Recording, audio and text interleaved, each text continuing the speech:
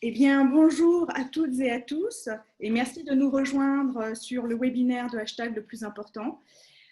Florian Forestier et moi-même sommes très heureux d'animer le 4e webinaire de notre série de 5 webinaires intitulé « Le numérique à l'heure de la Covid, une nouvelle donne pour l'école inclusive ».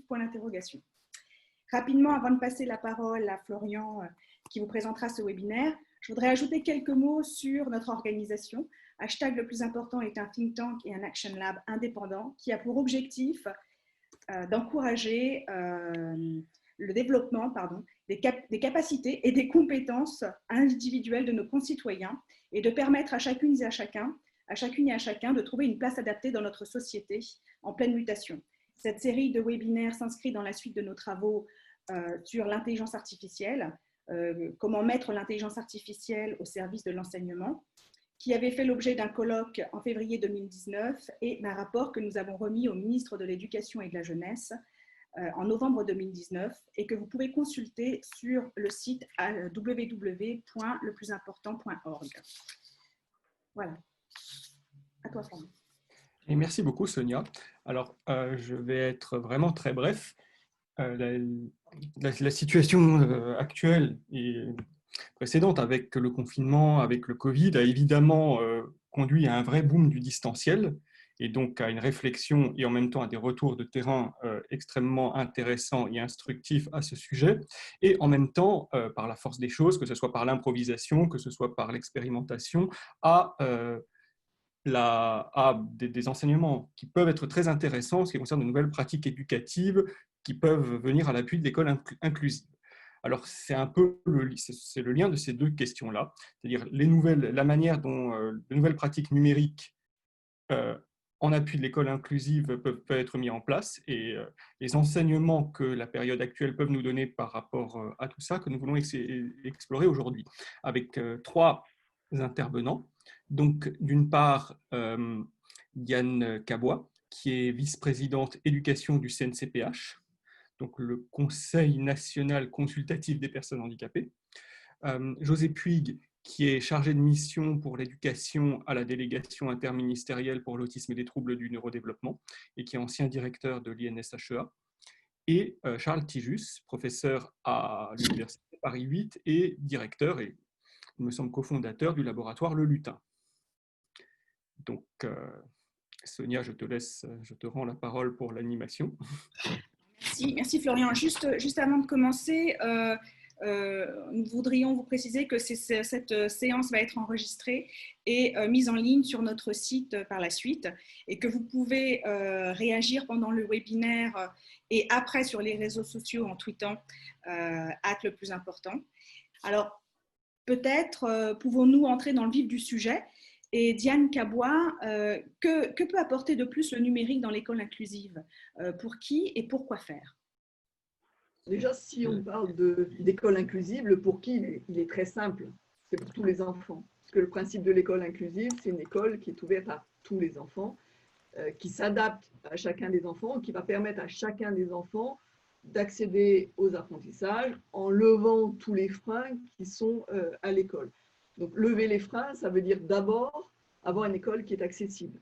Après, bien entendu, l'accessibilité n'est pas forcément possible jusqu'au bout et on met en place des moyens de compensation.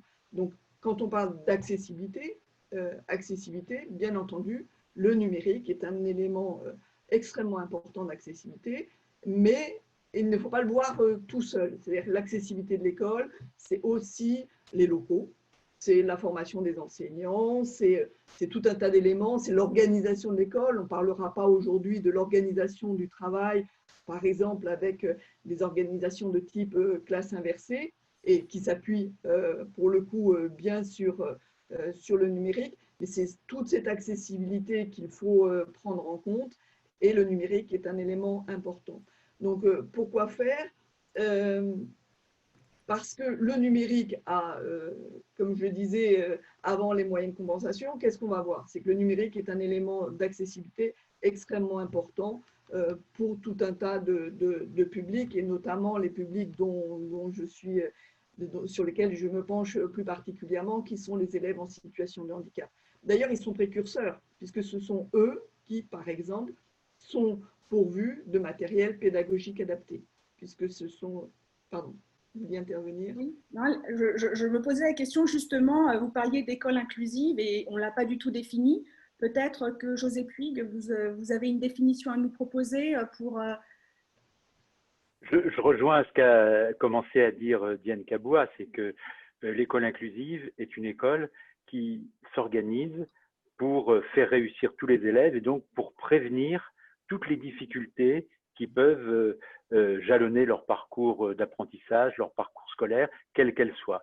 Et c'est important de rappeler cette dimension un peu universelle de l'école inclusive, qui ne doit pas être à l'inverse entendue comme une école qui fait des efforts spécifiques pour telle ou telle catégorie d'élèves handicapés. Et voilà. Donc c'est vraiment une école qui s'efforce de devenir accessible, donc de se transformer pour que tous les élèves puissent y retrouver une égalité des chances pour leurs apprentissages. Si je peux compléter, pardon. Si je peux compléter ce que disait José, quand je parlais de tous les enfants, juste une attention, quand on parle des élèves à besoins éducatifs particuliers, très souvent on pense aux élèves en situation de handicap. Donc bien entendu, c'est ceux sur lesquels j'insisterai, puisque c'est ceux que je connais le mieux, mais ce ne sont pas que ces élèves-là qui ont des besoins éducatifs particuliers. Mais sur le numérique, on peut dire qu'aujourd'hui, ce que je disais quand je disais précurseurs, hein, comme ils ont été… pour certains dotés de matériel pédagogique adapté, qui sont souvent l'ordinateur.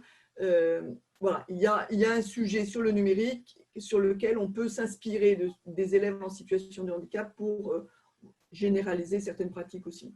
Alors effectivement, vous faites bien de le signaler, Diane, parce que les élèves à besoins éducatifs particuliers, ce n'est pas que les enfants en situation de handicap, c'est aussi les enfants à haut potentiel ou les enfants du voyage aussi, et puis… non francophone. Allophone, oui. Allophone. Allophone. Un point très important pour l'école inclusive, c'est-à-dire ce qui sert à ceux qui ont le plus de besoins, sert en fait à tout le monde. Nous sommes sur les projets, par exemple, lorsqu'on est sourd et malentendant, on a besoin de sous-titrage. Et ce sous-titrage, il permet aussi, finalement, personne n'y pensait, mais quand il y a un terme qui est un peu compliqué, que les enfants ne savent pas écrire, le fait d'avoir un sous-titrage alors qu'ils n'ont pas de besoin, voilà, ça les aide également. Et dans tous les aspects, aussi bien pour ce qui est physique, cognitif, perceptif, finalement, ça sert à tout le monde. Alors, on parle de cette accessibilité et peut-être pourriez-vous développer sur les changements que cette accessibilité produirait dans l'organisation de l'école et les pratiques des enseignants concrètement. Est-ce que peut-être José Puig… Oui, je prends la suite de ce que disait Diane en particulier, sur le fait que certains élèves qui ont été dotés d'un matériel spécifique avant les autres parce qu'ils avaient des besoins d'avoir des instruments qui rendent plus accessibles les supports d'apprentissage, ont permis que soient introduits dans la réalité des classes des ordinateurs, des tablettes, des logiciels particuliers, etc. Alors, on a deux types d'éléments numériques qui se rencontrent dans la classe. On a les matériels qui sont destinés à être des éléments de compensation individuelle pour certains enfants et qui sont par exemple des logiciels qui permettent de paramétrer le texte pour qu'il soit plus facilement lisible par des enfants qui ont des problèmes de lecture liés à des troubles, des dyslexies et des choses comme ça. Et puis, il y a de plus en plus maintenant une généralisation du recours à des outils numériques pour l'ensemble des élèves et dans le cadre de la pédagogie collective des enseignants.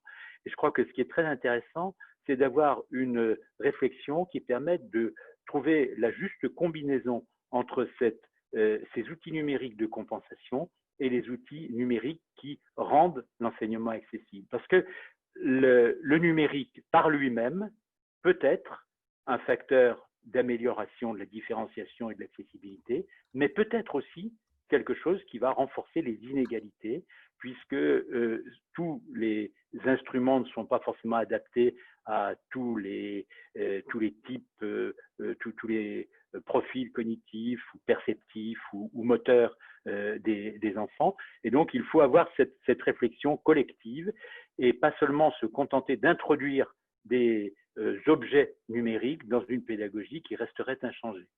Ça, je crois que c'est très important d'avoir cette réflexion. Et donc, il est aussi indispensable que tout cela soit inclus dans la formation des enseignants, la formation initiale des enseignants et la formation continue des enseignants. Merci, Charles. Merci, José.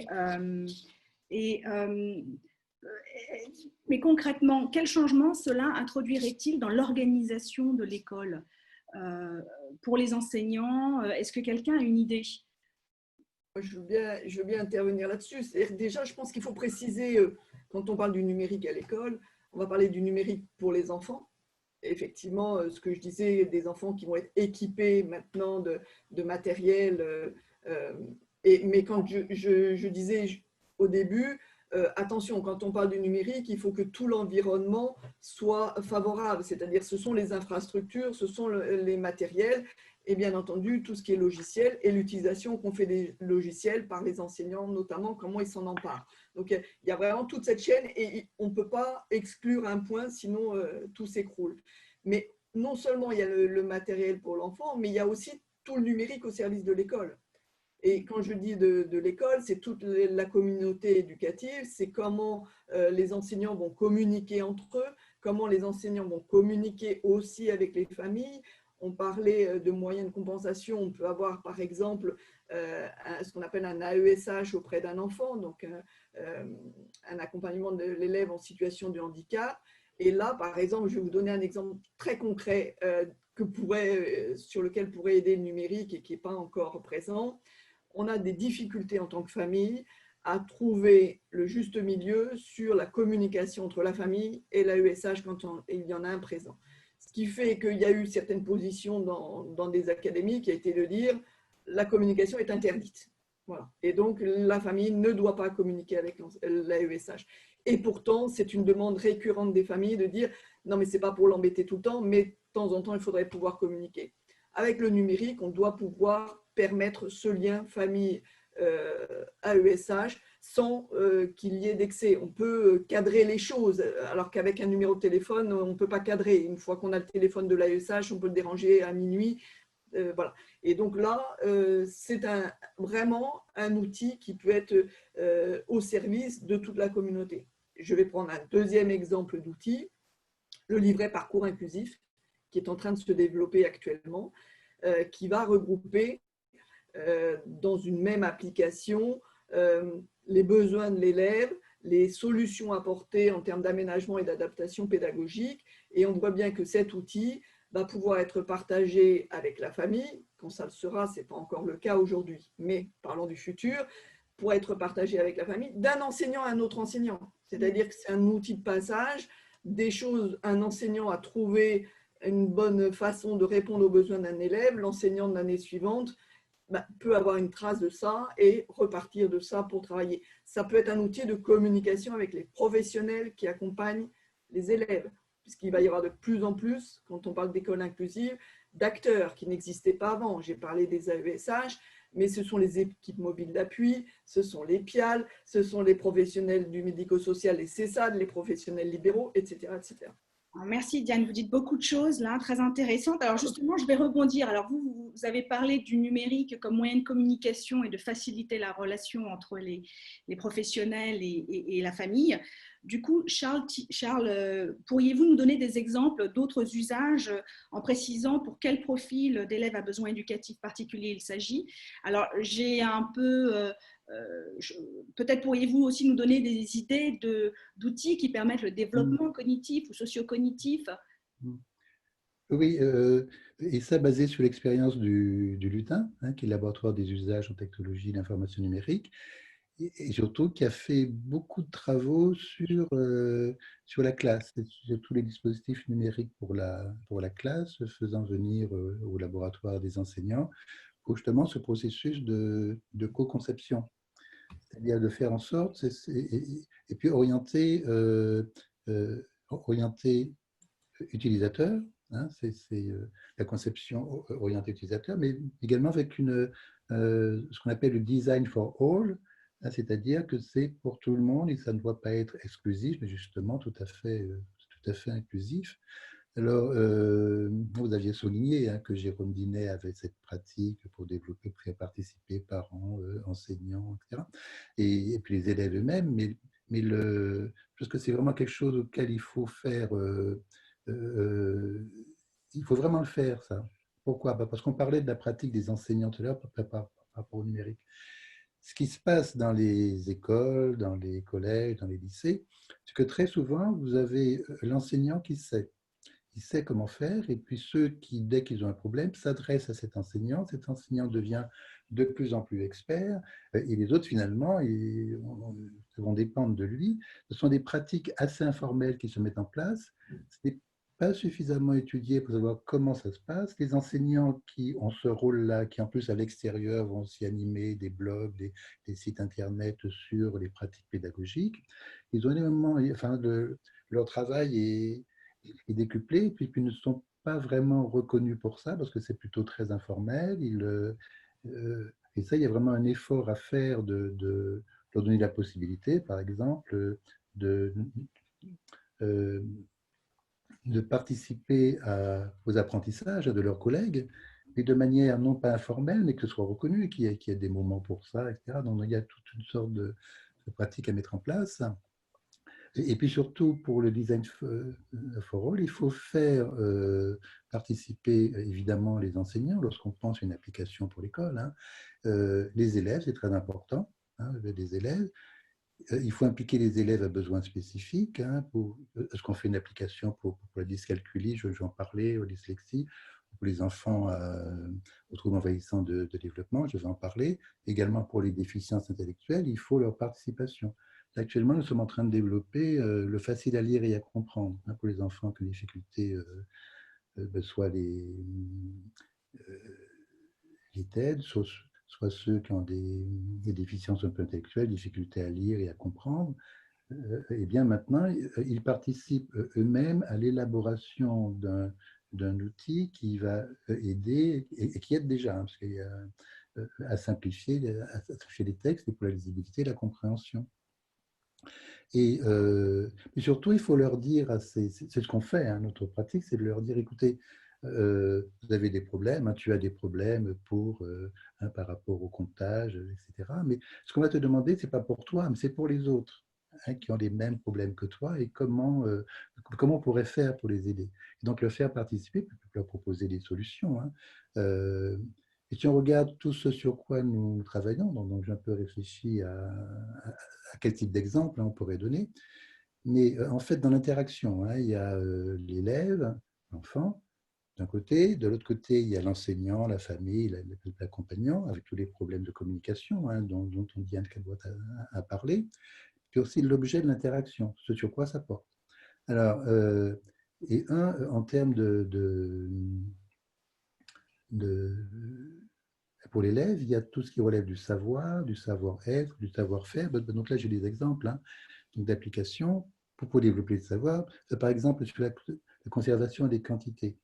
On a des applications pour ça. On est en train de voir comment le robot Nao pourrait aider l'enfant à savoir est-ce qu'il y a plus de poires ou plus de fruits. Évidemment, il y a plus de fruits. Voilà, comment la quantité se conserve même si la longueur des éléments ne correspondent pas. Parce que parfois l'enfant peut compter 1, 2, 3, 4, 5, ou sinon 1, 2, 3, 4, 5, c'est plus long. Alors c'est pareil ou pas pareil, il va dire non, non, là il y en a plus, mais pourquoi il y en a plus? Parce que c'est plus long, etc. Et donc les interactions comme ça qui doivent se faire, même un petit robot peut le faire, mais ce qu'on va voir aussi, c'est que les objets aussi peuvent le faire.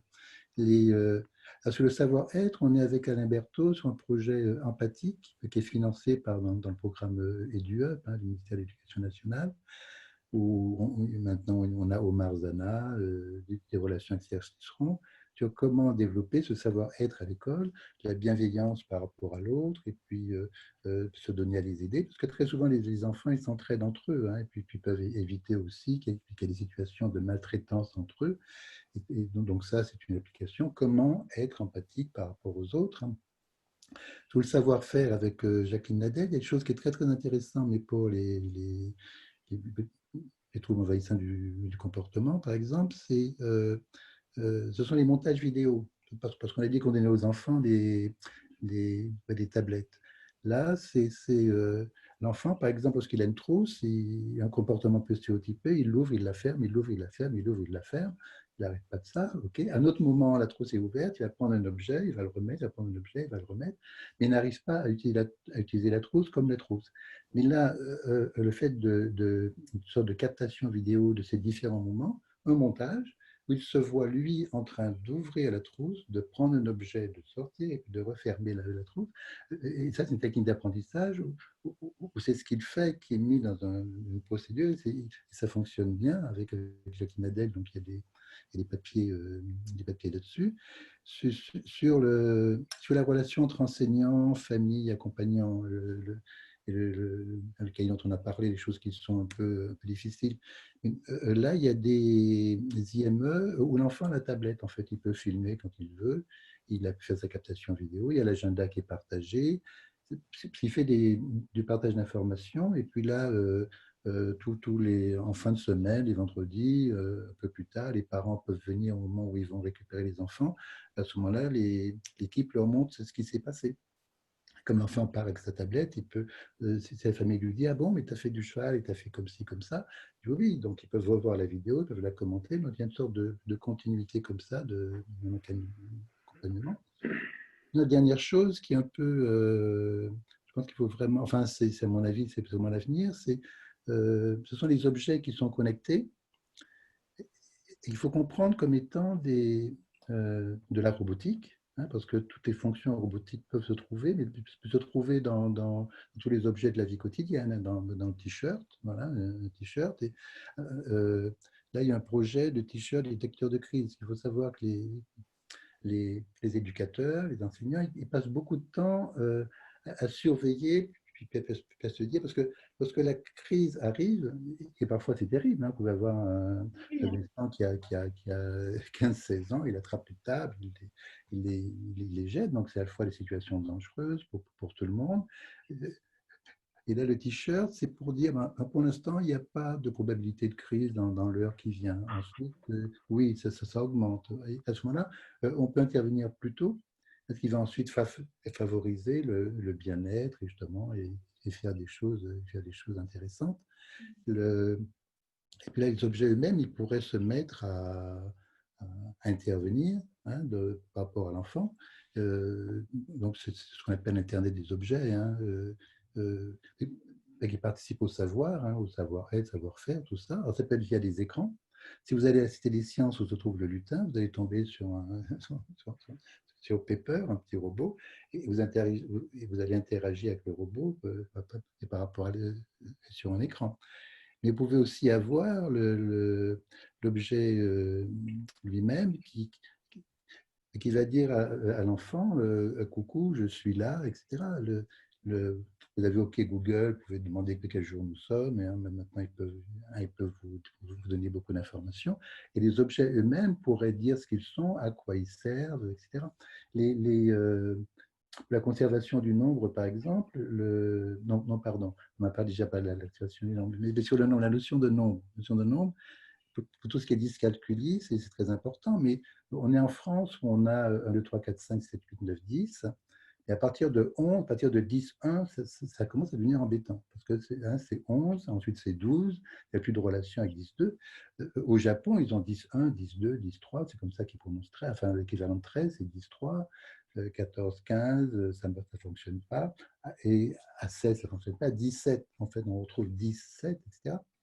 Et donc, faire ces choses comme ça, ces relations entre 16, que c'est 10, 6, voilà, vous avez des applications qui font ça, mais les objets eux-mêmes, ils pourront dire combien ils sont, hein, si c'est un dénombrement. Il y a les enfants, par exemple, donnent beaucoup de prévalence à la couleur par rapport à la forme. S'ils essayent de faire un emboîtement, ils vont le faire par rapport à la couleur. L'objet peut lui dire mais non, tu es en train de mettre du rouge avec du rouge, c'est qu'il faut que tu mettes le carré avec le carré. Oui, Florian? Oui, non, je suis désolé de vous interrompre. C'était pour Oh justement non. rebondir à la fois sur ce que vous venez de dire et sur ce qu'a dit Diane Cabois avant, parce que ce soit en matière de nouvelles modes, de nouvelles interactions entre les parents, les professionnels et la classe, enfin, et les enseignants, et en matière de tests sur ces dispositifs numériques, et de manière même sur toutes les questions de métacognition, etc. La période qui vient de venir, là, qui vient d'avoir lieu, la période de confinement et la période actuelle, c'est vraiment un test grandeur nature qui a permis à la fois d'expérimenter de nouvelles pratiques et en même temps de battre en brèche certaines conceptions, de voir beaucoup plus finement comment est-ce qu'on met des élèves en disposition d'apprentissage.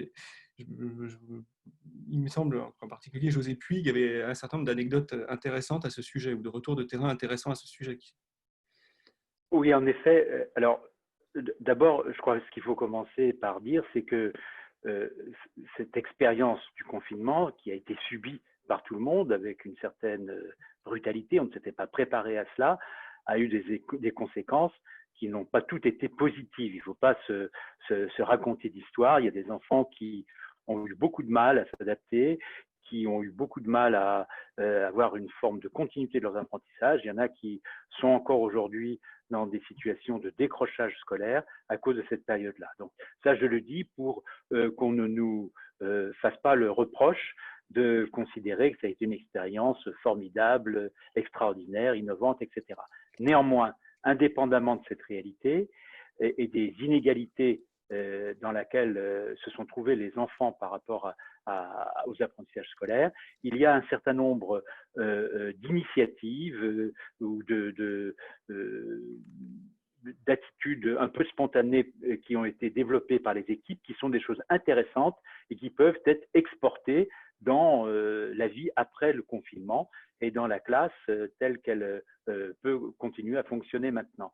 Donc, en particulier, nous, on avait interrogé les équipes qui ont des enfants autistes dans ce qu'on appelle les unités d'enseignement maternelles ou élémentaires. C'est des petits groupes d'enfants autistes qui sont encadrés à la fois par des enseignants, mais aussi par une équipe médico-sociale, des éducateurs, etc., de façon à pouvoir vivre avec les autres dans une école, participer aux apprentissages, mais avec un accompagnement très spécifique. Certains nous ont expliqué que le fait, Diane Caboua disait qu'on a des difficultés d'une manière générale pour structurer de façon intéressante la communication entre les familles et les AESH. Mais d'une manière générale, même entre les enseignants et les familles, ce n'est pas toujours parfait, ce n'est pas toujours fluide, et les parents n'osent pas poser toujours beaucoup de questions sur ce qui se passe en classe, ou les explications qu'on leur donne aux réunions parents-professeurs ne leur permettent pas de se faire une idée très précise de ce qui se passe. Et là, tout d'un coup, dans l'expérience du confinement, les parents ont eu à assurer le relais des enseignants parce que c'est eux qui faisaient la classe ou qui aidaient les enfants à se mettre dans les conditions d'un travail scolaire à distance, dans les conditions que vous savez. Et ça a eu un effet positif, c'est que ça a permis aux enseignants et aux parents de mieux comprendre à la fois ce que les enfants font à l'école et ce que les enfants font à la maison. Donc, ça a amélioré certaines formes très anecdotiques, comme le disait Florian, mais finalement intéressantes parce qu'elles peuvent donner lieu à certaines pistes pour être généralisées, d'une meilleure communication entre les familles et les professionnels en général, les enseignants, les AESH, les éducateurs. Pour ce qui est des AESH, il y a eu des témoignages très intéressants qui consistaient à dire que les AESH n'avaient pas le droit de se déplacer au domicile des familles pendant le confinement, mais certains continuaient à être dans une forme d'accompagnement à distance. Eh bien, on a vu des AESH qui ont organisé avec les familles des séances de préparation de certaines activités de classe à distance pour que l'accompagnement qui se fait habituellement en présence auprès de l'enfant quand il est en classe se déplace. L'enfant était tout seul avec ses camarades dans la classe virtuelle avec l'enseignant, mais l'accompagnant l'avait aidé auparavant à se préparer à cette activité en ayant recueilli quelques informations sur ce qui allait se passer en classe et revient après la séquence avec l'enfant pour travailler sur la façon dont ça s'est déroulé, etc. Donc, on a là quelque chose qui est une forme très intéressante qui permet de corriger certains excès, certains défauts de l'accompagnement présentiel de l'AESH. Donc ça, c'est quelque chose qui mérite d'être un peu analysé, un peu réfléchi, parce que ça peut s'importer aussi dans des formes d'organisation en dehors du confinement, dans la classe ordinaire. Dernière chose aussi, on a des outils. Charles et Diane ont parlé d'un certain nombre d'outils. On parle du numérique en général. Moi, je ne suis pas du tout un spécialiste du numérique. Et je crois qu'il ne faut pas du tout considérer que le numérique est un seul objet et qu'il serait par lui-même bon ou mauvais pour les apprentissages des enfants. Le numérique est bon quand il permet de faciliter la différenciation pédagogique, quand il permet, par exemple, à un enseignant qui veut faire travailler toute sa classe sur un texte, aux élèves qui savent bien lire, de le lire simplement comme on le fait habituellement, aux élèves qui ont besoin que le texte soit présenté sous une forme particulière pour qu'il soit lisible pour eux parce qu'ils ont des difficultés spécifiques, d'avoir des caractères agrandis, des espacements différents, etc. À des élèves qui ont tellement de mal avec la lecture qu'ils ont besoin que le texte soit vocalisé pour en prendre connaissance.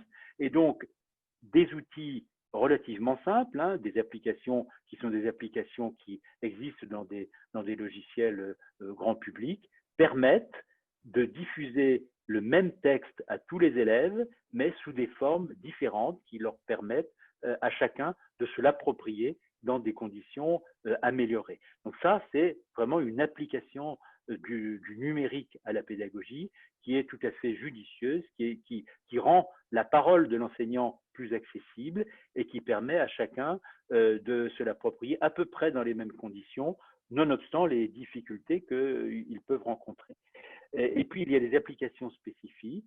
Il y en a un grand nombre qui ont été développées. Je pense aux cartables fantastiques, par exemple, ou aux applications de Learn Enjoy, qui sont véritablement conçues pour un public d'enfants, pour certaines caractéristiques de leur façon d'apprendre, de leur style cognitif, perceptif, etc.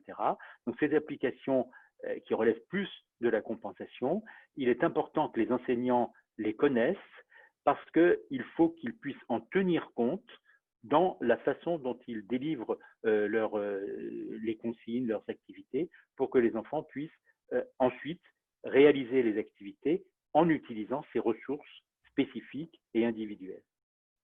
Merci José. Alors je vais rebondir sur ce que vous venez de dire vous et précédemment Charles. On a eu deux belles illustrations de ce que les outils numériques peuvent apporter pour la pédagogie et pour l'aspect éducatif. Et c'est vrai qu'aujourd'hui, aussi, ce qui dérange beaucoup les enseignants, enfin, on va dire la communauté éducative, c'est leur capacité à pouvoir inclure, et par inclure, il y a aussi le savoir-être, enfin développer la capacité des enfants à pouvoir rester ensemble et à apprendre ensemble.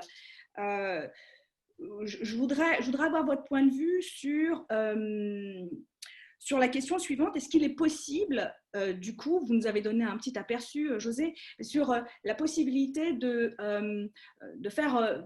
d'articuler le travail de l'AESH avec les outils numériques. Et par exemple, Charles, je pense à un exemple que vous avez cité, celui de l'Internet des objets, où par exemple les capteurs sur le t-shirt, ou aider l'enfant à développer sa capacité à pouvoir, par le mimétisme, développer des comportements adaptés, entre guillemets, qui vont lui permettre de pouvoir évoluer dans l'environnement de l'école. Qu'est-ce que vous pensez de ça, sur cette possibilité de faire, d'amener l'AESH à développer d'autres compétences que tout simplement celle d'être proche de l'enfant et de le guider? souhaitez que je commence à répondre? Qui veut Et José, oui, Je veux bien José. dire un petit mot sur ce sujet. Les AESH sont un peu victimes de leur succès. C'est-à-dire qu'aujourd'hui, on a une multiplication du nombre d'AESH, surtout individuels, et parfois dans la classe, il peut y avoir des classes où on trouve trois AESH en même temps, qui chacun va être un peu collé à un enfant pour l'aider, etc. Alors, c'est bien et c'est positif et c'est indispensable dans bien des cas. Mais parfois, ça se révèle un peu contre-productif parce que cette proximité fait courir le risque de recréer une forme de dépendance.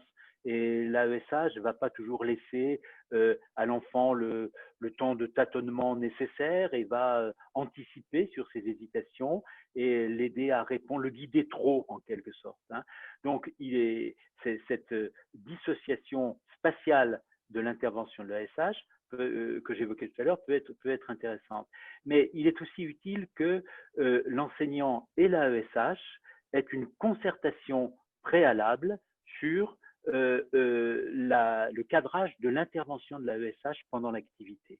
L'AESH n'a pas à répondre à la place de l'élève et n'a pas à camoufler les erreurs de l'élève qui sont une information capitale pour l'enseignant.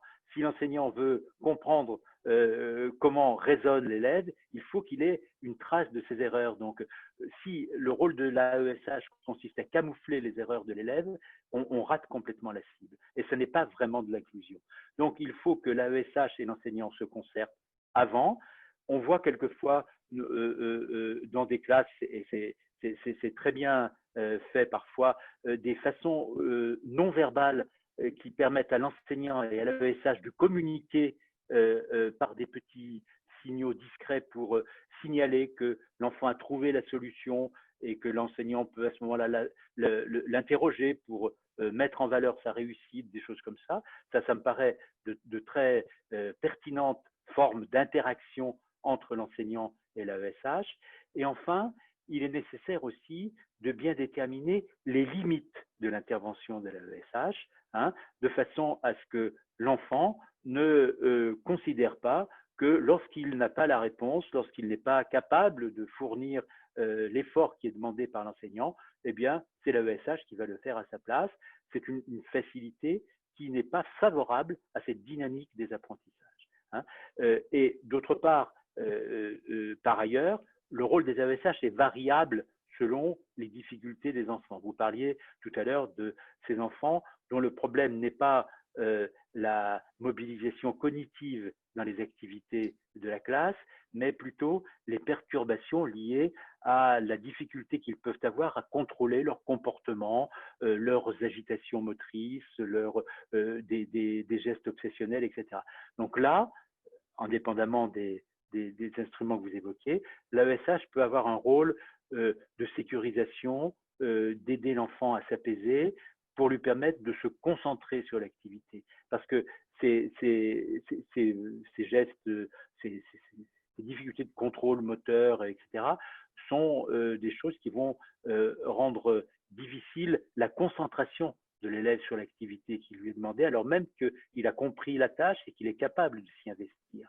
Mais il en est détourné par ces choses-là. Donc là, mais cette fois-ci, c'est avec l'équipe médico-sociale que l'AESH doit trouver les bonnes façons d'intervenir, les bons gestes, les bonnes formes de guidage pour essayer de modérer ces éléments de distraction qui vont pénaliser la concentration de l'élève dans les tâches offertes par classe. Donc, ce que je veux dire par là, c'est que l'activité qui est demandée aux AESH est une activité complexe qui se situe à plusieurs niveaux. Parfois, c'est vraiment un accompagnement dans l'activité qui est demandé par l'enseignant. Parfois, c'est quelque chose qui est plutôt destiné à apaiser l'enfant pour lui permettre de se concentrer. Parfois, c'est destiné aussi à limiter les interactions un peu, intempestives qu'il peut y avoir avec les autres enfants pendant la classe, etc. Donc, il faut à chaque fois qu'on définisse une sorte de feuille de route et des gestes de l'AESH et que cela soit fait en lien avec l'enseignant, bien sûr, avec la famille aussi. C'est pour ça que, comme Diane, je pense qu'il est absolument indispensable que les AESH puissent communiquer étroitement avec la famille et avec les rééducateurs, l'équipe de soins, lorsqu'il y en a qui interviennent à l'école ou autour de l'école.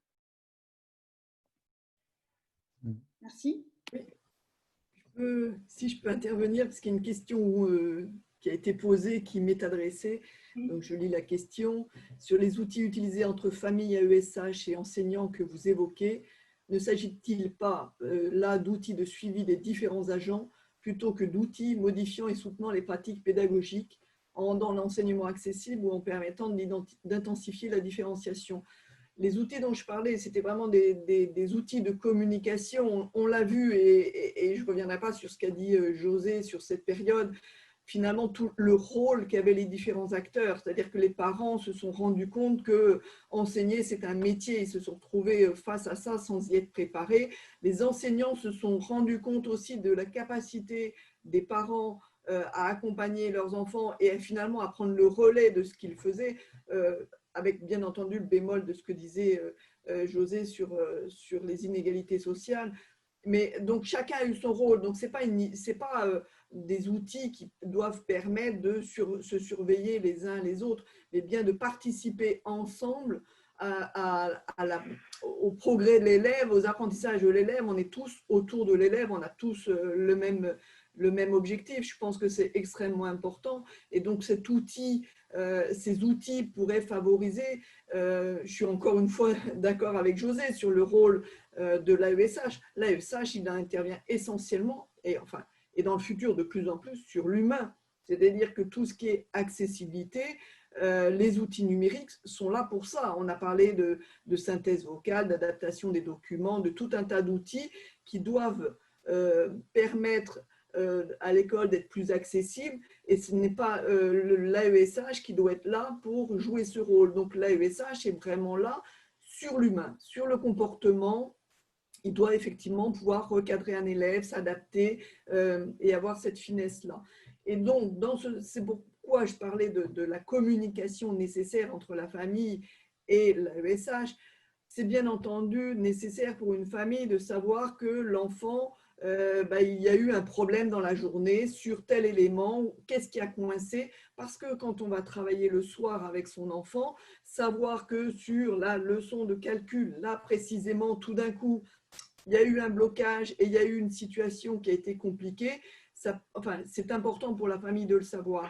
Et de la même façon, quand un enfant a eu une contrariété à la maison, qu'il y a eu quelque chose qui peut influencer sur le comportement à l'école, il est important pour l'AESH, je pense, le matin d'arriver en disant « Ah, je sais qu'aujourd'hui, ça va être plus compliqué. Aujourd'hui, il va falloir que je sois plus attentif. Aujourd'hui, il est fatigué, peut-être il faudra que je sois plus soutenant, alors que d'autres jours, je vais être plus en retrait. » Donc, je pense que ce n'est pas une histoire de flicage, mais on a vraiment besoin d'interagir les uns avec les autres.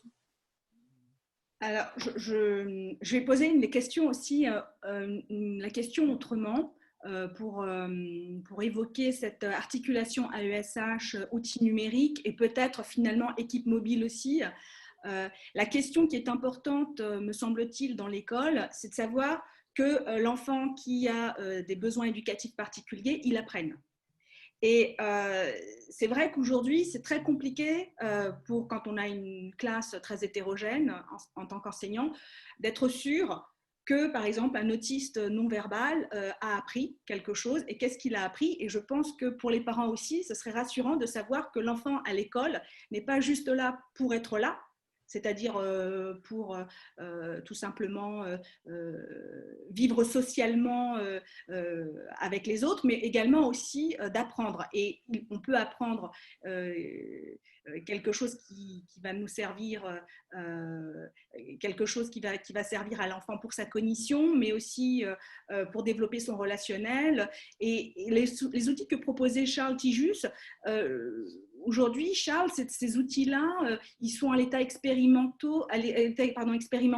ou est-ce que dans certains centres, ils sont utilisés? Et est-ce que c'est faisable d'avoir des outils comme ça, des capteurs sur un t-shirt, ou alors un outil éducatif dans l'école qui permette à l'enfant de comprendre que sa trousse un autre usage que tout simplement, on va dire, calmer son stress et qui va pouvoir être vu comme un élément permettant à l'enfant de s'adapter à son environnement scolaire et qui va pouvoir rassurer non seulement l'enseignant sur la place de l'enfant à l'école, mais aussi ses parents sur sa capacité à apprendre avec les autres. Est-ce que quelqu'un peut nous rassurer sur cette option-là? Moi, je voudrais d'abord intervenir parce que pour les parents, avant de savoir si son enfant a compris une notion ou une autre, la première chose dont on a besoin, et j'allais dire c'est pour tous les élèves, mais ça va être encore plus vrai pour les élèves à besoins éducatifs particuliers, c'est de savoir sur quoi ils travaillent. C'est-à-dire que, et là, je parle de ces élèves qui sont d'abord des élèves de droit commun. Et je pense notamment aux ENT. C'est tout bête, l'ENT c'est un outil numérique, hein, et simplement, il faut qu'il soit bien utilisé. Moi, je vais prendre l'exemple en tant que parent, quand vous avez le cahier de texte, si tous les devoirs ils sont pas et que vous ne pouvez pas vous raccrocher à ça pour savoir comment accompagner votre enfant, c'est assez inutilisable. Parce que nombreux parents d'enfants en situation de handicap, sinon le soir, on appelle les autres parents pour dire « j'ai pas bien compris, c'est pas bien noté, je sais pas, qu'est-ce qu'il doit faire pour demain, etc. » Donc d'abord, un outil de droit commun qui doit être bien utilisé. Et donc savoir sur quoi on travaille. Et pourquoi aussi le savoir un petit peu au jour le jour, parce que bien entendu, on a des informations avec l'école, mais quand je parle de la communication, encore une fois, avec ces élèves, on peut avoir d'autres professionnels qui entrent en ligne de compte et qui ne sont pas si éloignés que ça des enseignants. Et je voudrais juste prendre un exemple. Diane, nous avons je finis juste l'orthophoniste, parce que je pense que c'est un élément important. Vous avez un enfant qui est à l'école, qui va travailler certaines notions sur le temps, le passé, le présent, etc. C'est un travail que fait aussi l'orthophoniste. Et à un moment, pouvoir synchroniser le travail qui est fait à l'école et le travail qui est fait par ces professionnels, c'est extrêmement important qu'ils soient sur des mêmes temps et que quand l'enseignant travaille sur quelque chose, c'est à ce moment-là aussi que l'orthophoniste travaille ses notions un peu différemment, mais sur les mêmes notions et que ça ne soit pas complètement décalé. Donc les outils, j'allais dire, de droit commun sont des outils extrêmement importants aussi pour les élèves en situation de handicap, d'autant plus parce qu'il y a d'autres acteurs qui vont intervenir. Merci Diane. Charles, peut-être voudriez-vous… Oui, tout à fait, de la continuité de ça, c'est très très important, parce que finalement, nous sommes bien en train de parler d'apprentissage. Hein. Donc, l'apprentissage, c'est ce qu'on sait faire, ce qu'on ne sait pas faire, et ce qu'on peut apprendre à faire sans trop d'efforts. Alors ça, c'est particulièrement bien développé dans toute l'industrie du jeu vidéo. Ils savent parfaitement faire ça, hein, de pouvoir motiver l'enfant à travers la réussite en lui proposant des choses qu'il peut arriver à faire alors qu'il ne savait pas le faire. Et pour ça, il faut que le guidage, hein, dont parlait José, et tout l'accompagnement aient une notion de ça. C'est-à-dire que, évidemment, il faut savoir sur quoi l'enfant a travaillé, mais si on sait qu'il a su faire ça, même un tout petit peu, on sait déjà, on peut exploiter ça pour justement, c'est ce qu'on appelle, enfin, qui est bien connu hein, depuis très longtemps, la zone de développement proximal, hein, qu'on puisse bien avancer comme ça. Il y a une intelligence de ça et peut-être qu'il faudrait, comment dire, attirer l'attention là-dessus et que les accompagnants, etc., soient très sensibles à ça. Et effectivement, de partager cette connaissance qu'ils ont sur l'enfant, que ce soit toute la communauté autour de l'enfant qui puisse, voilà, et pas avoir des choses qui soient très différenciées en termes de faire avec l'enfant. Mais très important, c'est l'aspect métapédagogie. On parle souvent de métacognition, hein, le fait de se dire, tiens, l'enfant, pourquoi il pense les choses comme ça, pourquoi il est en train de faire les choses comme ça, hein, de se mettre un peu à sa place, ce qui nécessite de l'empathie. Mais surtout, la métapédagogie, c'est de se dire, mais ce que j'ai fait, ça n'a pas fonctionné. Alors, comment je pourrais refaire ce que j'ai fait, mais un cran plus haut, en me disant, ben, ça n'a pas fonctionné, est-ce que telle autre chose ne pourrait pas fonctionner? Donc, de réfléchir sur sa propre pédagogie, sur son propre guidage, sur son propre accompagnement pour pouvoir mieux intervenir.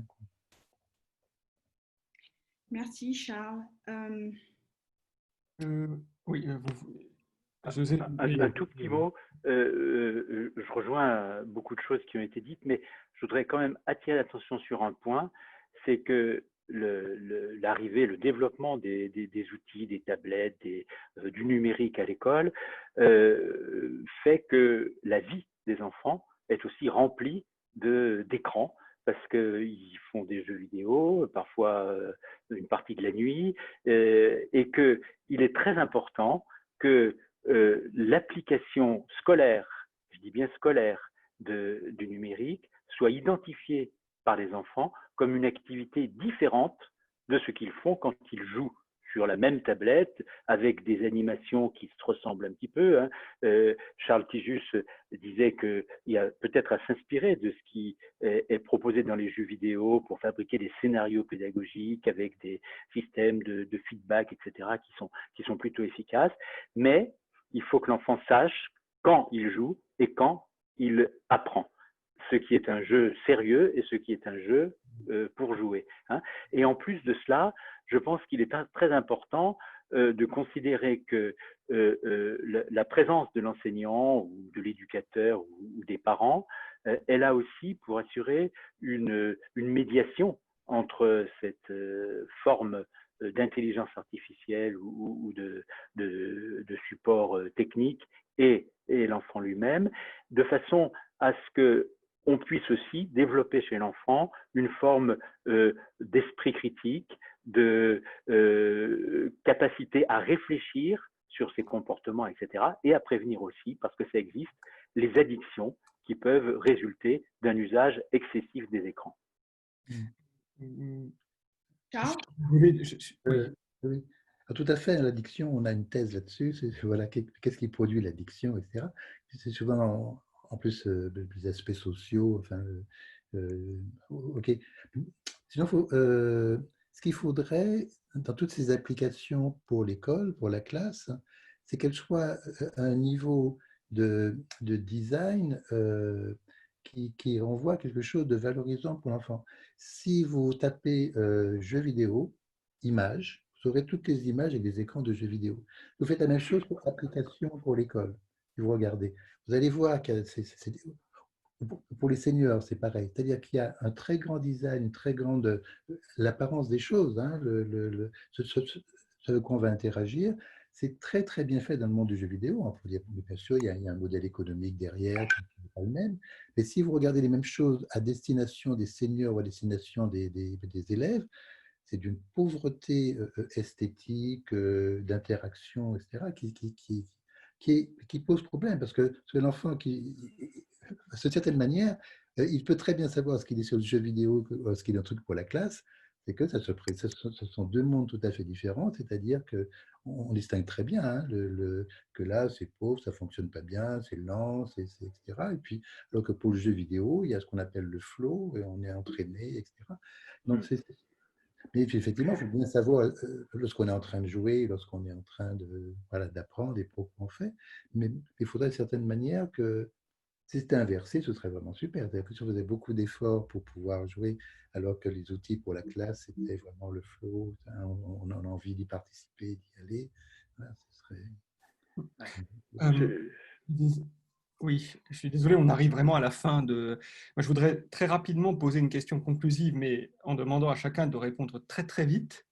Est-ce qu'on pourrait dire que l'expérience là, du confinement et du Covid a permis de faire une distinction qui n'était pas faite avant entre ce qui est de l'ordre de l'obstacle technique ou pédagogique à l'apprentissage et ce qui était vraiment de l'ordre de l'obstacle idéologique, c'est-à-dire on se rend compte qu'il y a des pratiques qui en réalité sont tout à fait possibles à mettre en place et au contraire on prend mieux conscience d'un certain nombre d'obstacles techniques et donc d'ajustements à faire sur des dispositifs.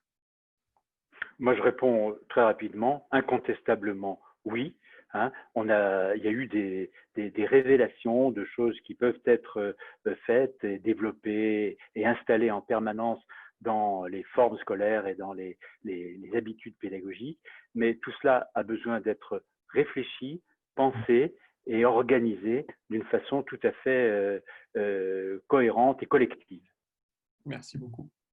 dirais dans le même sens pour dire qu'effectivement, ça a été un accélérateur, mais c'est parti un petit peu dans tous les sens. Il y a eu des bonnes choses, il y a eu des moins bonnes choses. Maintenant, il va falloir voir pour recadrer.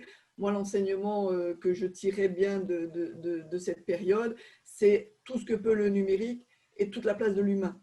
Et on l'a bien vu, la coupure de l'enfant qui n'est plus à l'école, c'est vraiment la relation sociale qui a été primordiale, qui était coupée. C'est l'humain, quand je parlais de communauté, famille, la place de chacun. Et donc, ce sont deux versants qu'il faut absolument sur lesquels il faut travailler en parallèle. Monsieur Tijus. Oui, ce que je voudrais dire, il faut que la technique fonctionne pour que les apprentissages, les interactions puissent fonctionner. J'ai l'exemple, parce que j'étais aussi en confinement avec mes étudiants, donc deux choses. Je fais cours à distance et les étudiants, je reçois un SMS qui me dit « Monsieur, depuis 20 minutes, on ne vous entend plus ». Voilà. Donc là, la technologie de l'information et de la communication, c'est de la communication aussi. Il faut vraiment que ces dispositifs donnent un retour. Il y a beaucoup de mes étudiants, je me suis inquiété. En fait, ils n'avaient pas les moyens, le débit suffisant, etc., pour suivre ça de manière… Donc ça, c'est pour les aspects un peu négatifs. L'aspect positif, c'est que on fait des partiels, on fait des examens habituellement sur table, on est là, etc. Et puis on demande aux étudiants de ne pas avoir d'anti-sèche et de ne pas parler entre eux, n'est-ce pas? Et comment faire ça à distance? Qu'est-ce qui peut empêcher? Alors, on s'est posé la question, comment faire une évaluation à distance? Et finalement, on a convenu en se disant, mais on pourrait demander à l'étudiant à quelle question il souhaiterait répondre, sachant qu'il y a une qualité de la question, il faut que la question soit intéressante, soit bien, etc. Donc, et puis de répondre à cette question. Et jamais je n'ai eu de copie aussi bonne, aussi intéressante à lire et aussi… Et ça, c'est quelque chose qu'on a appris à cette occasion. C'est-à-dire, en plus, en leur disant, c'est la question qui pourrait être posée à tout le monde. Donc, choisissez la bonne question à laquelle vous allez répondre. Vous avez évidemment droit à vos documents, parce qu'on ne peut pas surveiller. Voilà. Mais ça, ils étaient obligés de faire cet effort intellectuel, et finalement, c'est une très, très bonne copie. Et ça, c'est le Covid qui a permis ça. Sonia, le mot de la fin. Eh bien, merci Charles pour ce mot de la fin, parce que justement, je trouve que c'est très intéressant. Cette distance a permis finalement aux apprenants de devenir acteurs de leur propre apprentissage et à donner du recul aux enseignants pour mieux finalement observer et comprendre et connaître leurs apprenants. Merci pour cet échange à vous trois qui va nourrir notre réflexion et qui va nous permettre de cheminer, je l'espère, sur l'inclusion par le numérique. Donc voilà, juste avant de nous quitter, je voudrais rappeler que nous avons un dernier webinaire, celui qui clôturera cette série de 5 webinaires qui se tiendra le 9 octobre à la même heure de 11h30 à 12h30 et dont le sujet portera sur Covid, une révolution pour les missions et les rôles des enseignants au XXIe siècle, point d'interrogation. Je vous remercie et je vous souhaite une bonne journée à vous trois, à Florian et à tous les participants.